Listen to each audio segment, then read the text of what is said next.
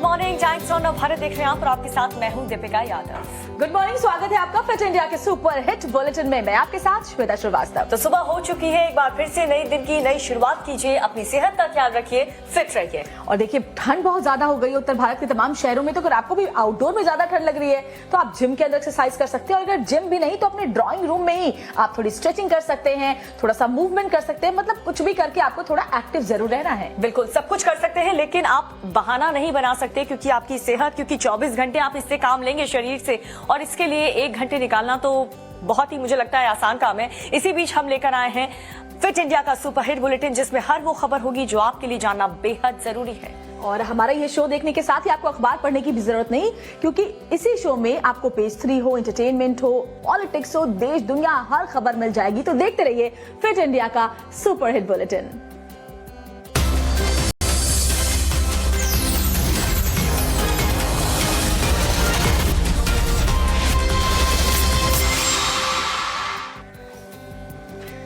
वैसे श्वेता, मैं कह रही थी कि एक्सरसाइज फिटनेस के साथ साथ जो प्रॉपर डाइट होती है वो भी बहुत इंपॉर्टेंट होती है। बिल्कुल, प्रोटीन, कैल्शियम, इसका इंटेक आपके लिए बहुत जरूरी है। लेकिन अगर कैल्शियम की बात करें दीपिका, वो तो दूध से मिलता है, और दूध आदमी कैसे पिए? मदर डेयरी ने एक बार फिर से 2 रुपए प्रति लीटर दाम बढ़ा दिए हैं। अगर दाम ऐसे बढ़ते जाएंगे तो आम लोग कैसे दूध पिएंगे भाई? देखो रिपोर्ट।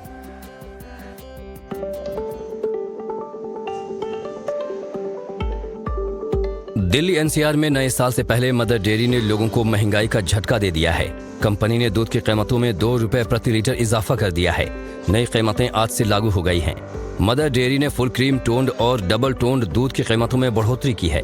हालांकि कंपनी ने गाय के दूध और टोकन दूध की कीमतों में कोई बदलाव नहीं किया है। मदर डेयरी ने लगातार दूसरे महीने दूध की कीमतें बढ़ाई हैं। कीमतें बढ़ने के बाद मदर डेयरी का फुल क्रीम दूध 64 रुपए की जगह 66 रुपए प्रति लीटर हो गया है, जबकि टोन दूध 51 रुपए की जगह 53 रुपए प्रति लीटर हो गया है। वहीं डबल टोन दूध के दाम 45 रुपए से बढ़कर 47 रुपए प्रति लीटर हो गए हैं। मदर डेयरी की ओर से कहा गया है कि किसानों से दूध की खरीद की लागत बढ़ी है, इसलिए कीमतों में इजाफा किया जा रहा है। कंपनी के मुताबिक कच्चे दूध की खरीद कीमतों में पिछले साल की तुलना में करीब 24% का इजाफा हुआ है। यार दीपिका, पहले से ही एग्स के जो रेट हैं वो बढ़े हुए हैं। ठंड में यानी आप अंडे भी नहीं खा सकते। वो कहते हैं ना, संडे हो या मंडे रोज खाओ अंडे, मगर कैसे खाओ अंडे जब महंगाई इतनी ज्यादा है। और अब दूध के दाम भी दीपिका इतनी ज्यादा बढ़ते जा रहे हैं। पिछले हाल के दिनों में तो बढ़े थे, मुझे याद है, और एक बार फिर से दाम बढ़ गए। एक बार फिर से रेट बढ़ गए, तो आम जनता जो है वो काफी ज्यादा परेशान है दूध के रेट बढ़ने की वजह से। लेकिन परेशान घूमने फिरने से भी है, क्योंकि देखिए ठंड का मौसम है, छुट्टियों का मौसम है। जाहिर सी बात है आप लोग पहाड़ों में घूमने का प्लान कर रहे होंगे, लेकिन एक रिपोर्ट हम आपको दिखाने जा रहे हैं जिसमें आप अगर प्लान भी करेंगे पहाड़ों में जाने का तो वहां पहुंच नहीं पाएंगे। इस शॉर्ट रिपोर्ट को देखिए और एक बार फिर से अपना वेकेशन प्लान करिए।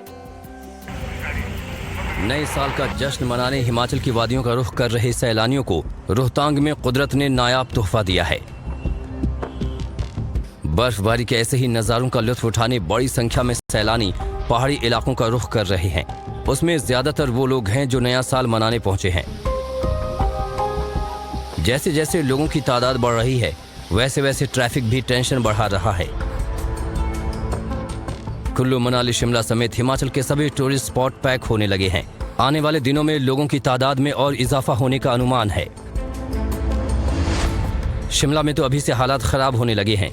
लोगों की भीड़ से ज्यादा सड़कों पर गाड़ियों की कतार नजर आ रही है। भारी जाम की वजह से सैलानियों के साथ साथ स्थानीय लोगों को भी दिन भर परेशानियों का सामना करना पड़ा। जाम की समस्या से नए साल तक निजात मिलने की उम्मीद तो कम ही नजर आ रही है, लेकिन शिमला में प्रशासन अपने स्तर पर पुख्ता तैयारियों का दावा जरूर कर रहा है।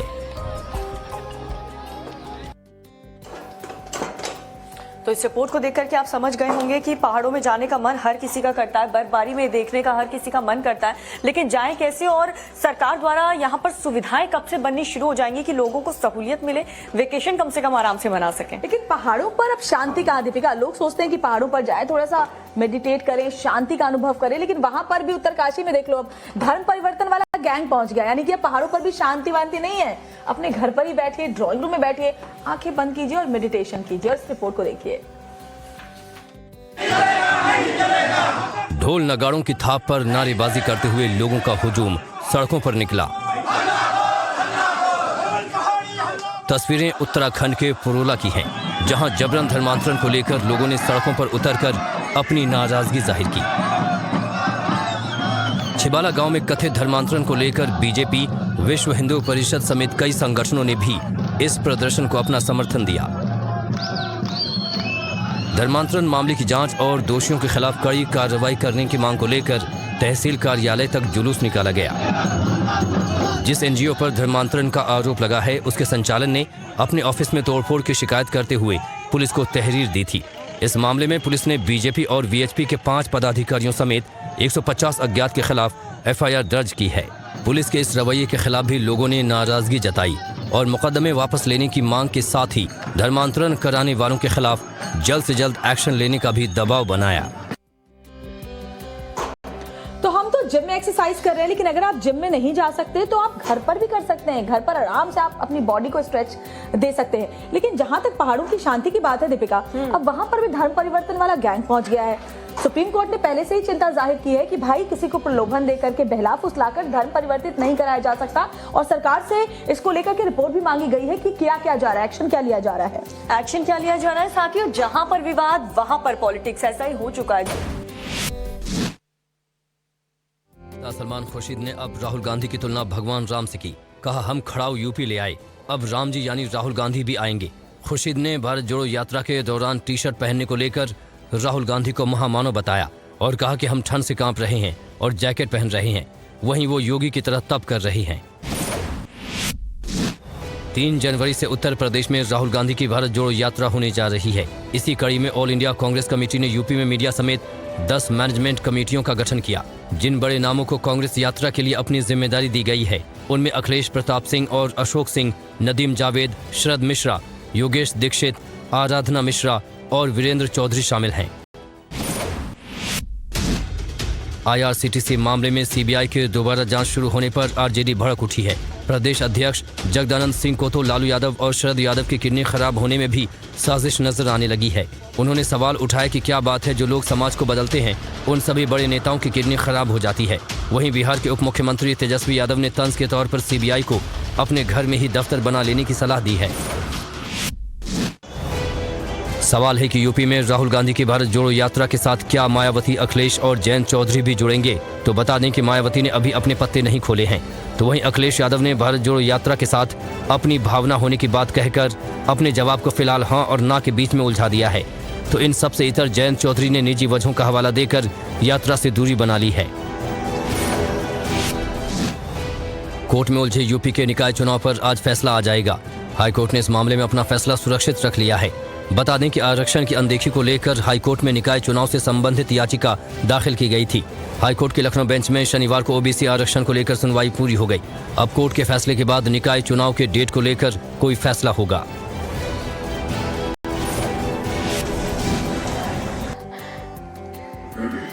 आज हम लोग जिम में अपना पूरा शो कर रहे हैं, अपनी एक्सरसाइज भी कर रहे हैं, क्योंकि बाहर इतनी ज्यादा ठंड है कि मतलब सुबह भी, शाम को भी, दोपहर को भी, और कल तो पूरा दिन अगर आप एनसीआर में रहते हैं तो आप जानते होंगे कि धूप तक नहीं निकली, इतनी ज्यादा ठंड है। और अगर आपको भी बहुत ठंड लग रही है बाहर जाने में, तो बिल्कुल बाहर मत जाइए। और ऐसी भी जरूरत नहीं है कि आपके घर पे ऐसे इक्विपमेंट्स हो हेल्थ को लेकर के, आप हाथों में बॉटल्स लेकर के बहुत आसानी से या कोई भी भारी को चीज को लेकर के अपनी मसल्स को मजबूत बना सकते हैं। लेकिन जहां तक ठंड की बात है, वाकई बहुत ज्यादा ठंड है। और हम थोड़ी सी और स्ट्रेचिंग कर लेते हैं दीपिका, और इस बीच जो हमारी पीसीआर की टीम है वो जरा दिखा दे इस रिपोर्ट के जरिए कि नॉर्थ इंडिया में कैसे हालात बने हुए ठंड से। घना कोहरा और सर्द हवाएं उत्तर भारत पर कहर बरपा रही हैं। मौसम का बिगड़ा हुआ मिजाज लोगों की मुसीबत लगातार बढ़ा रहा है। राजधानी दिल्ली में भी टेम्परेचर का टॉर्चर जारी है। जैसे जैसे साल का अंत नजदीक आ रहा है, वैसे वैसे शीत लहर का असर बढ़ता जा रहा है। दिन की शुरुआत कोहरे की सफेद चादर के साथ होती है और शाम होते होते पारा इतना गिर जाता है कि लोगों का घरों से बाहर निकलना मुश्किल हो जाता है। दिल्ली में ठंड की वजह से स्कूलों की टाइमिंग भी बदल दी गई है। एनसीआर में सोमवार को हल्की धूप जरूर देखने को मिली, लेकिन ठंडी हवाओं का असर भी बरकरार रहा। पूरे एनसीआर की सुबह घने कोहरे के बीच हुई। दोपहर 12 बजे तक भी धुंध देखने को मिली। दिल्ली के अलावा पंजाब, हरियाणा, उत्तर प्रदेश, राजस्थान में भी पिछले एक हफ्ते से शीतलहर संकट का सबब बनी हुई है। तापमान में लगातार हो रही गिरावट से लोगों की कंपकपी छूटने लगी है। मौसम विभाग ने आने वाले दिनों में भी इस तरह कोहरा छाए रहने और शीतलहर जारी रहने का अनुमान जारी किया है। तो ठंड तो वाकई जबरदस्त है, हर जगह इतनी ज्यादा ठंड हो रही है। और खासतौर पर दीपिका, ठंड के मौसम में बच्चों का बहुत ध्यान रखना पड़ता है, अस्थमा पेशेंट्स का बहुत ध्यान रखना पड़ता है। यानी वो लोग जो पहले से किसी न किसी बीमारी से जूझ रहे हैं, वो तो ठंड से जरूर बचकर रहें। बिल्कुल जरूरी हो जाता है, क्योंकि ये जो कोरोना फिर से आ रहा है ना, ये उन लोगों को ज्यादा अटैक कर रहा है, उन्हें ज्यादा बीमार कर रहा है जो पहले से बीमार है, यानी कि जो डायबिटिक पेशेंट है और जिनका लंग डैमेज है, उन्हें ज्यादा अटैक कर रहा है। एक रिपोर्ट हम आपको दिखाते हैं, बिहार चीन का हाल इस वक्त क्या है, इस रिपोर्ट के माध्यम से देखिए किस तरीके से कोरोना का कहर वहां पर बरस रहा है। शमशान के बाहर डेड बॉडीज लेकर उनके परिजन लंबी लाइन में लगे हैं। इंतजार अंतिम संस्कार करने के लिए नंबर आने का है। तस्वीरें चीन में कोरोना के कहर की सच्चाई बयां कर रही हैं और बिगड़े हुए हालात की गवाही दे रही हैं। राजधानी बीजिंग समेत देश के ज्यादातर शहरों में महामारी की ऐसी मार पड़ी है कि शमशान घाट भी फुल हो चुके हैं। अकेले झेजियांग में हर 24 घंटे में 10 लाख से ज्यादा कोविड संक्रमित मरीज पाए जा रहे हैं। साथ ही मरने वालों का आंकड़ा भी लगातार बढ़ रहा है। अस्पताल में बेड की भारी कमी है। आईसीयू में तो जगह मिलना नामुमकिन सा हो चुका है।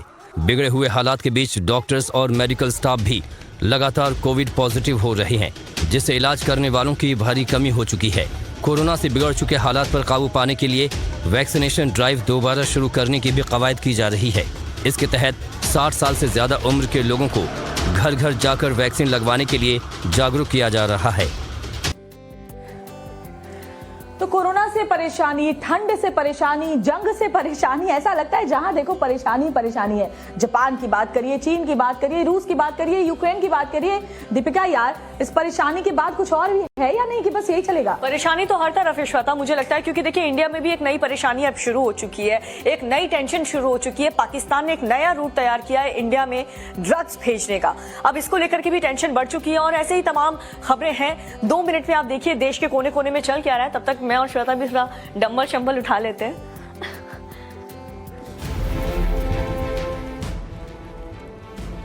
बर्फ की मोटी चादर से जापान में जिंदगी जम सी गई है। सड़कों से लेकर घरों की छतों तक हर जगह सिर्फ बर्फ ही बर्फ नजर आ रही है। जापान के बड़े हिस्से में भारी बर्फबारी की वजह से अब तक कई लोगों की मौत हो चुकी है, जबकि 90 से ज्यादा लोग जख्मी हो गए हैं। बर्फ के जानलेवा प्रहार के बीच 20,000 से ज्यादा घरों में बिजली भी गुल हो गई। बर्फबारी इतनी ज्यादा हुई है कि हालात पर काबू पाना आपदा प्रबंधन तंत्र के लिए भी चुनौती बना हुआ है। कई जगह सड़कें भी बंद हो चुकी हैं, जिससे बड़ी संख्या में लोग फंसे हुए हैं। इसके साथ ही जरूरी सामान की किल्लत होने की आशंका भी गहराने लगी है। कुदरत के सफेद कहर का सबसे ज्यादा असर जापान के उत्तरी हिस्सों में हुआ है। बर्फबारी की वजह से कई ट्रेनें और फ्लाइट्स भी कैंसिल करनी पड़ी। संकट के दौर में प्रशासन ने लोगों से एहतियात बरतने की अपील भी की है।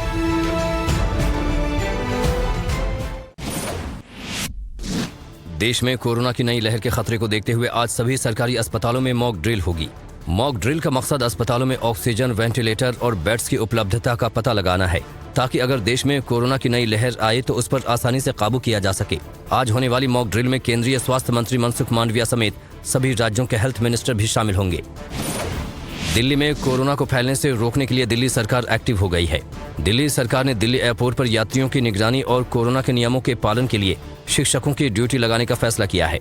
दिल्ली में शिक्षकों को एयरपोर्ट पर तैनात करने का आदेश डिस्ट्रिक्ट डिजास्टर मैनेजमेंट अथॉरिटी की तरफ से डीएम वेस्ट ने जारी किया है। दिल्ली के स्कूलों के करीब 85 शिक्षक 31 दिसंबर से 15 जनवरी तक अलग अलग शिफ्ट में ड्यूटी देंगे। टीवी एक्ट्रेस तुनिशा शर्मा का आज मुंबई में अंतिम संस्कार किया जाएगा। मीरा रोड के शमशान घाट में उन्हें अंतिम विदाई दी जाएगी। वहीं इस मामले में अब तक मुंबई पुलिस 17 लोगों के बयान दर्ज कर चुकी है। साथ ही कहा कि आत्महत्या के समय सेट पर मौजूद लोगों के बयान भी दर्ज होंगे। आरोपी शिजान से भी पूछताछ जारी है, लेकिन फिलहाल पुलिस किसी नतीजे तक नहीं पहुंची है। गुजरात में कोस्ट गार्ड ने पाकिस्तान की एक बोट को करीब 40 किलो ड्रग्स के साथ पकड़ा है। कोस्ट गार्ड ने गुजरात एटीएस से मिले इनपुट के आधार पर कार्रवाई को अंजाम दिया और पाकिस्तान से आ रही 300 करोड़ की ड्रग्स को जब्त कर लिया।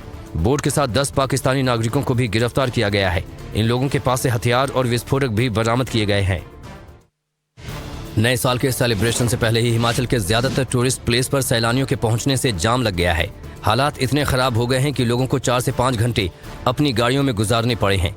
शिमला, मनाली, सोलन, चैल और कौली के साथ साथ रोहतांग टनल में गाड़ियों का तांता लग गया है। हिमाचल में पिछले 24 घंटों में 51,000 से अधिक गाड़ियों के साथ पर्यटक पहुंचे हैं, जिसकी वजह से सड़कों पर जाम के हालात बन गए हैं।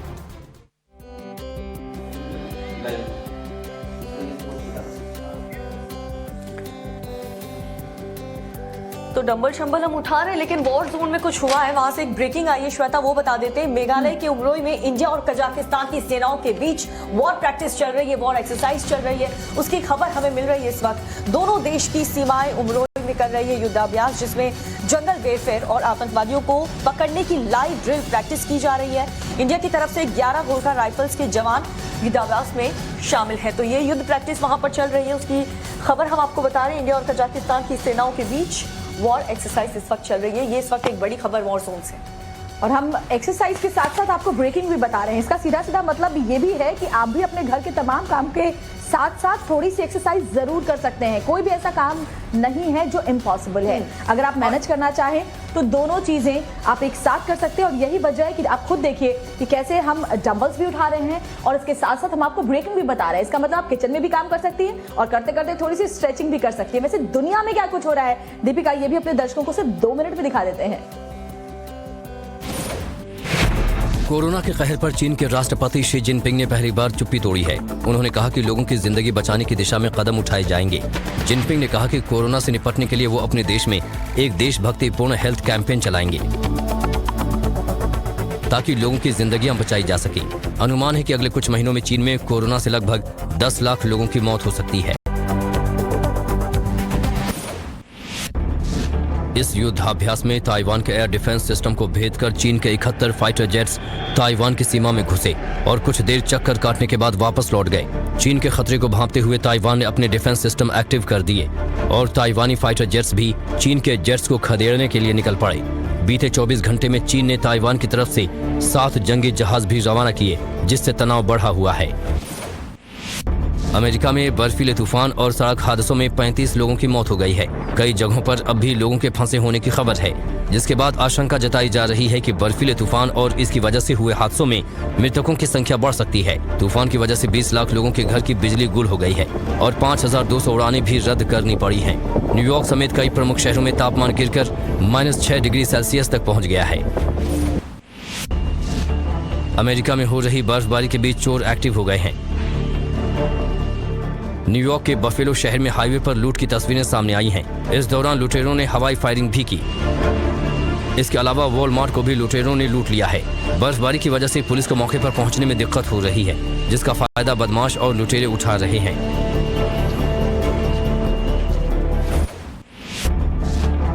पुष्प कमल दहल प्रचंड ने सोमवार को नेपाल के पीएम पद का शपथ लेने के बाद अपना कार्यभार संभाल लिया। वो तीसरी बार नेपाल के प्रधानमंत्री बने हैं। प्रचंड रविवार को नाटकीय रूप से नेपाली कांग्रेस के नेतृत्व वाले चुनाव से पहले हुए गठबंधन से बाहर हो गए और विपक्षी नेता केपी शर्मा ओली के साथ हाथ मिला लिया था।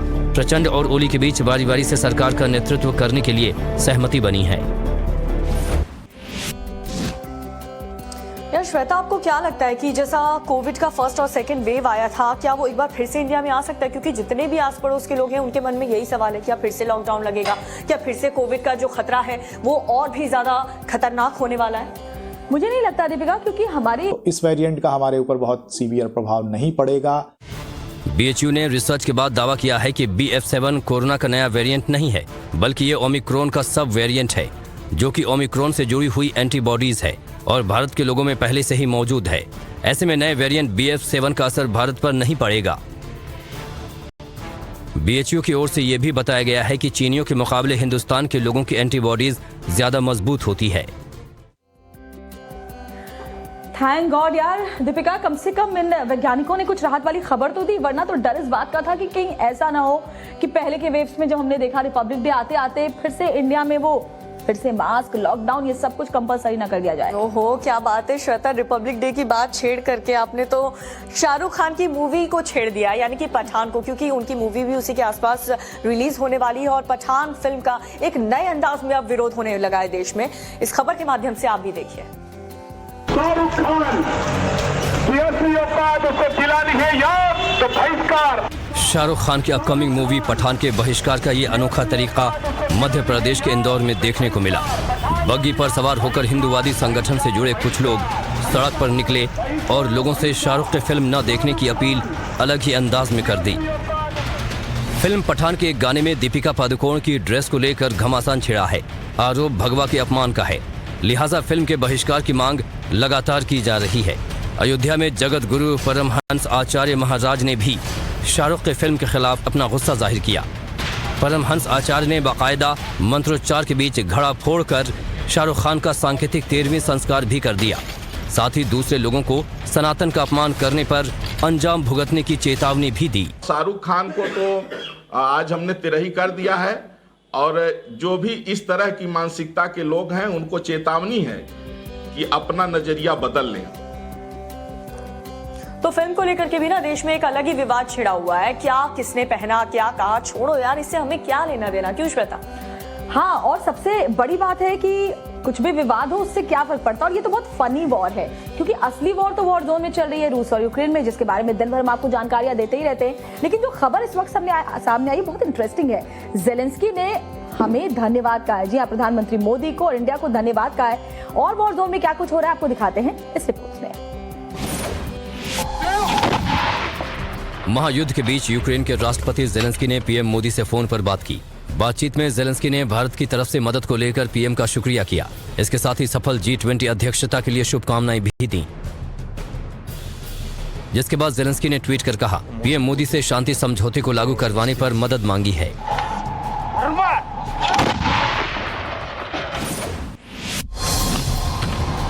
यूक्रेन के साथ युद्ध में रूस की सेना मौसम की फिक्र किए बिना युद्धाभ्यास कर रही है। बेलारूस में रूसी जवान कॉम्बैट ट्रेनिंग कर रहे हैं। बर्फबारी के बीच भी अभ्यास करते रूस के जवान किसी भी कीमत में पीछे हटने को तैयार नहीं है। पुतिन ने भी ऐलान कर दिया है कि यूक्रेन में जीत के बाद ही रूस की सेना वापस लौटेगी और भीषण ठंड में भी घमासान युद्ध चल रहा है। रूस यूक्रेन पर कब्जे की पूरी कोशिश कर रहा है, जिसके सबूत आपको इस वीडियो में मिल जाएंगे। यहाँ रूस के एयरबोर्न ट्रूप्स युद्ध की ट्रेनिंग करते नजर आ रहे हैं। लगातार मिसाइल और रॉकेट अटैक का ये वीडियो रूस की रक्षा मंत्रालय ने जारी किया। ताबड़तोड़ हमले और रॉकेट अटैक से यूक्रेन को दहलाने के लिए रूस की सेना पूरी तैयारी कर रही है। रूस के लगातार बमबारी और अटैक के बाद भी यूक्रेनी सैनिक भी पीछे हटने को तैयार नहीं है। इस वीडियो में यूक्रेनी सैनिक रूस के हमले का ताबड़तोड़ फायरिंग से जवाब दे रही है। कॉम्बैट ऑपरेशन के इस वीडियो में यूक्रेन के जवानों ने रूस के कई जवानों को ढेर कर दिया। हालांकि रूस की सेना की तरफ से भी पलटवार हो रहा है और यूक्रेन की सेना को भारी नुकसान पहुंचा है। ये तस्वीरें रूस के नोवोसिबिर्स्क की हैं, जहां एक गोदाम में भीषण आग लग गई है। तस्वीरों में आप देख सकते हैं कि कैसे आसमान में आग की लपटें उठ रही हैं। इस आग ने पूरे गोदाम को अपने कब्जे में ले लिया है। बताया जा रहा है कि एक ब्लास्ट के बाद यहां आग लग गई। 2000 स्क्वायर मीटर के इलाके में फैली इस आग पर काबू पाने के लिए फायर ब्रिगेड की टीम काफी मशक्कत कर रही है।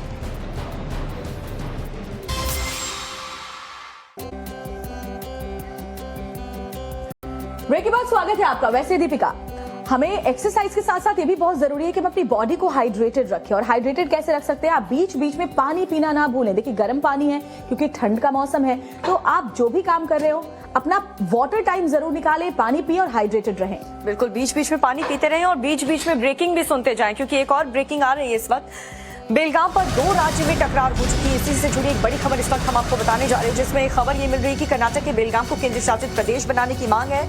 आज महाराष्ट्र विधानसभा में शिंदे सरकार पारित करेगी प्रस्ताव इसी को लेकर। बेलगावी में लगाई गई छत्रपति शिवाजी की जो प्रतिमा है, महाराष्ट्र एकीकरण समिति ने बेलगावी को महाराष्ट्र में जोड़ने की अब मांग उठाई है, जिसको लेकर के काफी वक्त से ये विवाद चल रहा है। कर्नाटक के बेलगाम को केंद्र शासित प्रदेश बनाने की मांग जोरों शोरों से अब उठ रही है।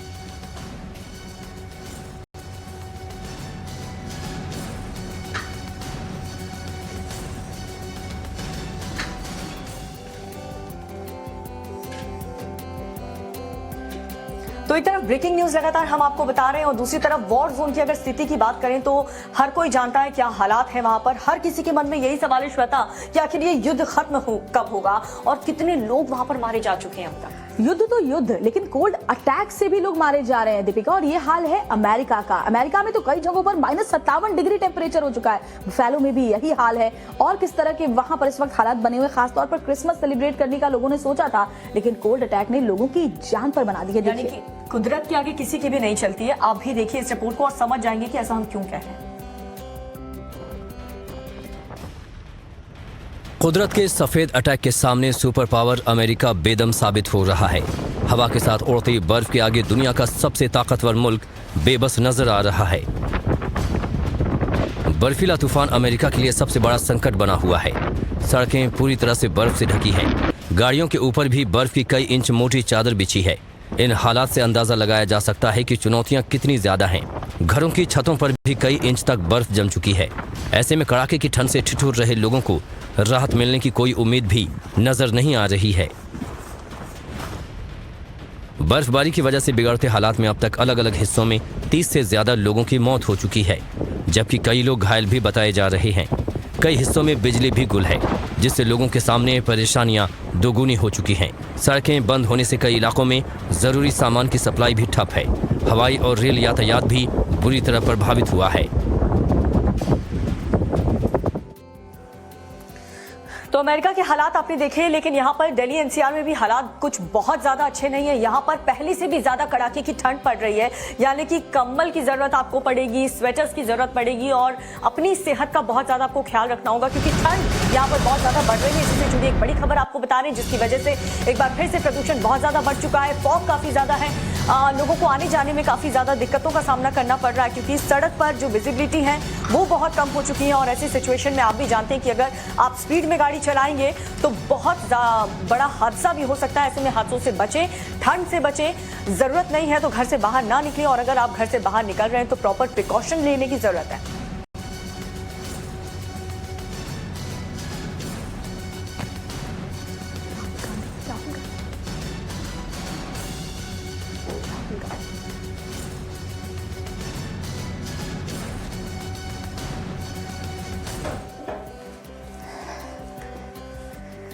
वैसे दीपिका, तुमने ठंड की खबर तो दिखाई, लेकिन एक शख्स है जिसे ठंड नहीं लग रही और वो है राहुल गांधी। देखो ना, हाफ टी शर्ट में भारत जोड़ो यात्रा, दिल्ली की कड़ाके की ठंड में भी हाफ टी शर्ट में घूम रहे हैं और कह रहे हैं मैं तो मोहब्बत बांट रहा हूँ। देखिए, ये डेडिकेशन है। डेडिकेशन जैसा डेडिकेशन श्वेता में दिख रहा है, क्योंकि आज इनका बर्थडे और बावजूद इसके वो ऑफिस में आई है ताकि आप लोगों को हर खबर वो बता सके। बिल्कुल। राहुल गांधी फिलहाल भारत जोड़ो यात्रा से ब्रेक पर हैं। यात्रा का अगला फेज 3 जनवरी से शुरू होना है। इस बार यात्रा की शुरुआत उत्तर प्रदेश से होगी, मगर ब्रेक के बावजूद भारत जोड़ो यात्रा को लेकर विवाद थम नहीं रहे हैं। इसमें नया चैप्टर कांग्रेस के सीनियर नेता और पूर्व विदेश मंत्री सलमान खुर्शीद ने जोड़ा है। हमेशा भगवान राम नहीं पहुंच पाते हैं तो खड़ाव लेकर चलना पड़ता है, तो भरत उनकी खड़ाव लेकर चलते हैं, तो खड़ाव लेकर हम उत्तर प्रदेश में चले हैं। उत्तर प्रदेश में खड़ाव पहुंच गई है तो राम जी भी पहुंचेंगे, ये हमारा विश्वास है। राहुल गांधी को भगवान राम और कांग्रेसियों को भरत बताकर सलमान खुर्शीद ने नई मुसीबत मोल ले ली है। इससे पहले सेना पर राहुल के बयान समेत कई ऐसे मुद्दे रहे हैं जिन्हें हथियार बनाकर बीजेपी राहुल गांधी और कांग्रेस को घेरती रही है। ऐसे में सलमान खुर्शीद के बयान के बाद भी बवाल मचना तय माना जा रहा है। वैसे सलमान खुर्शीद यहीं नहीं रुके, उन्होंने राहुल गांधी की तारीफ में कसीदे पढ़ने के लिए उनकी टी शर्ट का भी सहारा ले लिया। वैसे राहुल गांधी को भले ही ठंड नहीं लगती हो, लेकिन आप ऐसा मत कीजिएगा, आप राहुल गांधी मत बनिए। Rahul Gandhi half T shirt में घूम रहे, ऐसा नहीं कि उनको देख के आप भी घूमने लगे। आप पूरा प्रिकॉशन लीजिए, गर्म पानी पीजिए, काढ़ा पीजिए, क्योंकि ठंड से भी बचना है, कोरोना से भी बचना है और खुद को गर्म भी रखना है। बिल्कुल। और गर्मी की बात करें तो गर्मी में कोरोना ने कितना कहर बरपाया था, ये आप हर किसी को याद होगा, वो भूलने वाली बात है ही नहीं। लेकिन -10 डिग्री में चीन में किस तरीके से कोरोना कहर बरपा रहा है और क्या इंडिया में अभी फिलहाल हालात हैं, 2 मिनट में आपको दिखाते हैं इस रिपोर्ट में कोरोना अपडेट के जरिए। कोरोना से चीन में भीषण हाहाकार मचा हुआ है। सिर्फ 20 दिन में ही 25 करोड़ कोरोना पॉजिटिव केस मिलने के बाद चीन की स्वास्थ्य व्यवस्था पूरी तरह चरमरा गई है।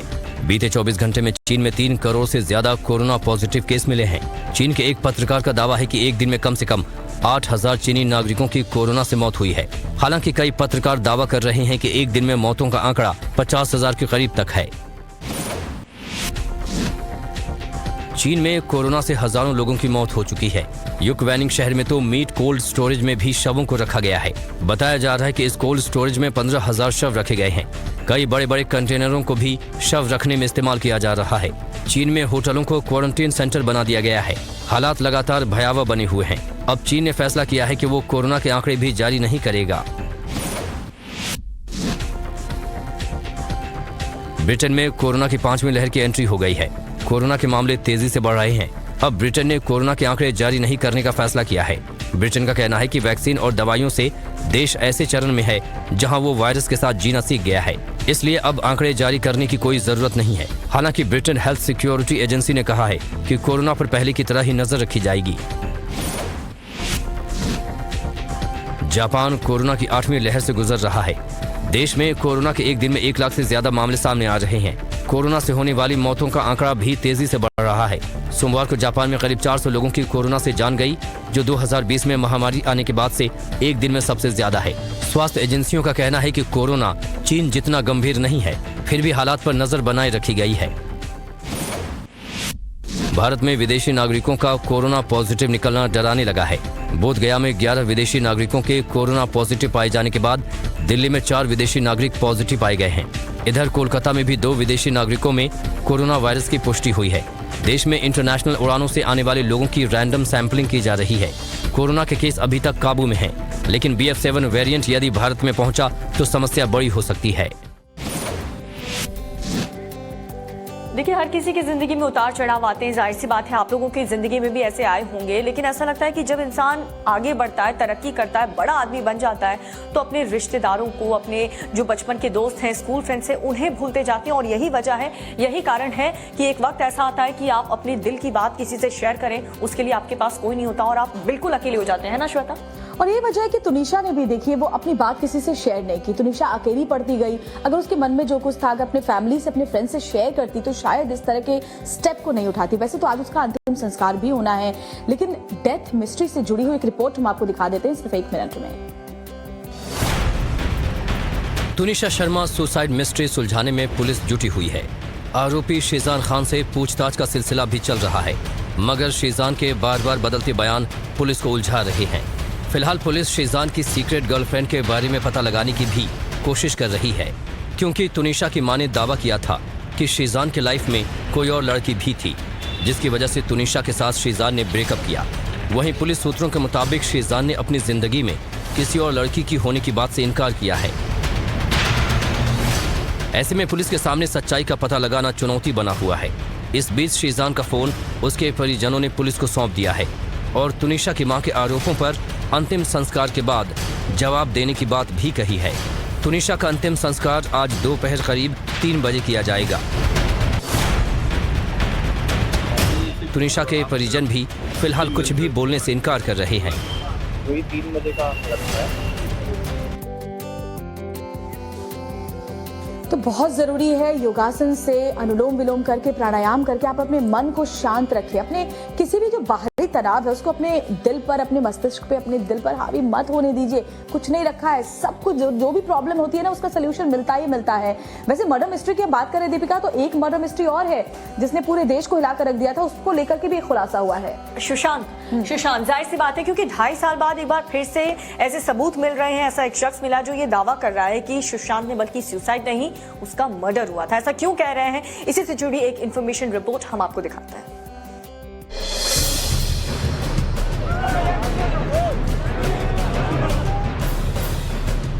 मैं जब बॉडी ऑब्जर्वेशन किया, देखने के बाद ये जो गले का मार्किंग जो रहता है, हैंगिंग यानी जो बोलते हैं सुसाइड के टाइम जो रैंक रहता है, वो सुसाइड के जैसा नहीं लग रहा था। सुशांत सिंह राजपूत ने खुदकुशी की थी या उनका मर्डर हुआ था, इस बयान के बाद ये उलझन एक बार फिर बढ़ गई है। ये शख्स मुंबई के कूपर अस्पताल में सुशांत के पोस्टमार्टम के वक्त ऑटोप्सी स्टाफ में शामिल थे। रूप कुमार ने सुशांत के शरीर पर चोट के निशान का हवाला देकर दावा किया है कि उनकी हत्या की गई थी। और वो सुसाइड नहीं है, मर्डर है। मैं बात करने के बाद मेरे को जरा फीलिंग हो रहा है भाई ये ऐसा है, तो उसको थोड़ा सा मेरा इसमें से मैं कोशिश कर रहा था, लेकिन साहब बोले तुम्हारा काम तुम करो, मेरा काम मैं कर रहा हूँ। रूप कुमार शाह ने सीनियर स्टाफ की भूमिका पर भी सवाल खड़े किए हैं और आरोप लगाया है कि सुशांत राजपूत के पोस्टमार्टम की वीडियोग्राफी नहीं की गई। सीबीआई द्वारा जो थ्योरी दी गई थी, क्या उसको लेकर के अब एक बार फिर से जांच होने वाली है? लेकिन बात करें सुशांत सिंह राजपूत के करियर की, तो अपने छोटे से करियर पैन में उन्होंने बहुत शानदार काम किया और खास करके धोनी फिल्म में लगा ही नहीं कि महेंद्र सिंह धोनी की जगह सुशांत काम कर रहे हैं ना श्वेता? मैं आज भी वो फिल्म देखती हूँ तो मुझे लगता है महेंद्र सिंह धोनी को ही देख रहे हैं। सुशांत ने यूं लगा जैसे अपने आप को बिल्कुल धोनी के किरदार में, उनके जीवन में ढाल लिया है। उन्होंने बहुत रिसर्च की थी इसको लेकर के, वही शॉट्स, वही अंदाज, वही पर्सनालिटी, सब कुछ वैसा। अब जब क्रिकेट की बात हो रही है तो 2 मिनट में स्पोर्ट्स की खबरें भी आपको दिखा देते हैं। पाकिस्तान के कप्तान बाबर आजम के नाम नया रिकॉर्ड जुड़ गया है। उनके टेस्ट करियर में पहली बार हुआ है जब बाबर आजम का औसत 50 के पार पहुंच गया है। इस साल बाबर आजम ने टेस्ट क्रिकेट में 5 शतक लगाए हैं। एक वक्त था जब टेस्ट क्रिकेट में विराट कोहली का औसत 60 के करीब था, लेकिन अब विराट कोहली करीब 48 के औसत से रन बना रहे हैं, जबकि बाबर आजम विराट कोहली से औसत के मामले में काफी आगे निकल गए हैं। बांग्लादेश दौरे में सफेद बॉल क्रिकेट में हार और टेस्ट सीरीज में जीत के साथ टीम इंडिया के लिए साल 2022 खत्म हो गया। इस साल टीम इंडिया एशिया कप और वर्ल्ड कप के सेमीफाइनल में भी हारी। अब 2023 का आगाज टीम इंडिया श्रीलंका के खिलाफ सीरीज से करेगी। 3 जनवरी से इंडिया और श्रीलंका के बीच सीरीज खेली जाएगी। T20 सीरीज का पहला मैच मुंबई में खेला जाएगा, जबकि दूसरा मैच पुणे और तीसरा राजकोट में होगा। ऑस्ट्रेलिया और साउथ अफ्रीका के बीच चल रहे बॉक्सिंग डे टेस्ट में ऑस्ट्रेलिया की टीम मजबूत स्थिति में है। पहले दिन साउथ अफ्रीका के बल्लेबाज सिर्फ 189 रन बनाकर ही ढेर हो गए। कैमरन ग्रीन ने ऑस्ट्रेलिया के लिए 5 विकेट झटके। मेलबर्न के मैदान पर चल रहे टेस्ट मैच में पहले दिन ऑस्ट्रेलिया ने भी 1 विकेट पर 45 रन बना लिए। डेविड वार्नर और लाबुशेन पहले दिन नाबाद रहकर वापस लौटे। अब दूसरे दिन साउथ अफ्रीका के गेंदबाजों को धार दिखानी होगी। क्रिकेट ऑस्ट्रेलिया ने महा लेग स्पिनर शेन वॉर्न को सम्मानित करने का फैसला किया है। अब ऑस्ट्रेलिया अपने दूसरे सबसे प्रतिष्ठित क्रिकेट पुरस्कार का नाम बदल रही है। ऑस्ट्रेलिया पुरुष test player of the year award को अब Shane Warne test player of the year कहा जाएगा। ऑस्ट्रेलिया का सबसे प्रतिष्ठित क्रिकेट पुरस्कार एलेन बॉर्डर मेडल है। लेग स्पिनर शेन वॉर्न ने 2006 में एलेन बॉर्डर मेडल अपने नाम किया था। शेन वॉर्न टेस्ट क्रिकेट में ऑस्ट्रेलिया के लिए सबसे ज्यादा विकेट लेने वाले गेंदबाज हैं। महान फुटबॉल प्लेयर पेले की हालत बेहद नाजुक है और वो ब्राजील के साओ पाउलो अस्पताल में जिंदगी और मौत से जूझ रहे हैं। ब्राजील को 2 विश्व कप जिताने वाले पेले की हालत में कोई सुधार नहीं हो रहा। बताया जा रहा है कि पेले की आंतों में कैंसर है, लेकिन सर्जरी के बाद भी पेले की हालत में खास सुधार नहीं है। अब कैंसर के चलते पेले के शरीर के बाकी अंग भी धीरे धीरे काम करना बंद कर रहे हैं।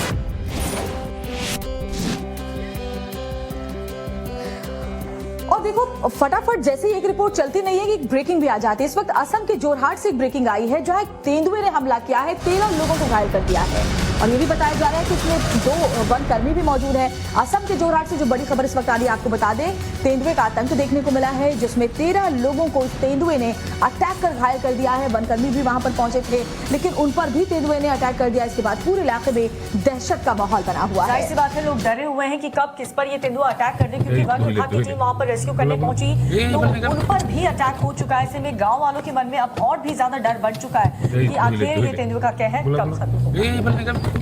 बहुत योगा करिए और कुछ तो कीजिए अपने आप को फिट रखने के लिए। ये आपकी जिम्मेदारी है, आपकी बॉडी आपकी जिम्मेदारी। कल फिर होगी मुलाकात आपसे, तब तक आप देखते रहिए फिट इंडिया का सुपर हिट बुलेटिन।